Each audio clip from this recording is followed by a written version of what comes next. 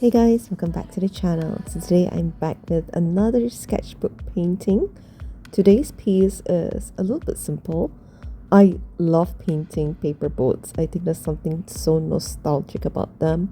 And I'm running out of things to paint, so today I'm going to paint a paper boat with a matchstick heart in it.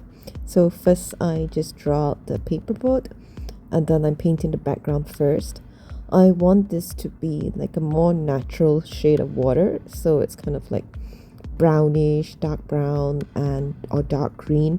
So the bottom half I'm going to mix black with dark green, so that's going to look a bit more dark, and for the top half I muddy it a little bit with a bit of brown. And then right now I'm just painting around the paper boat which I've drawn, and then I'm going to add a little bit of gray with green because I didn't like the brown on top, and then I'm going to paint over it, and at the bottom I just blend it with a little bit more black, and then the background is finished.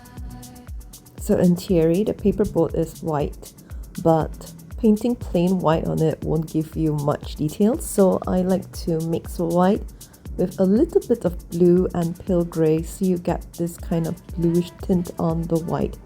And then for the shadows I paint them in blue mixed with white, and then in the middle I draw these lines in blue to separate it, so you get a little bit more details, especially the fold in the middle.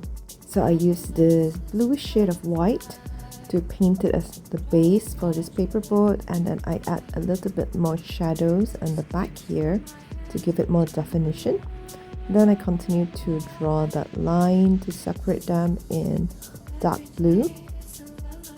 And once this part is done, then I use plain white, solid white, and I add highlights to it.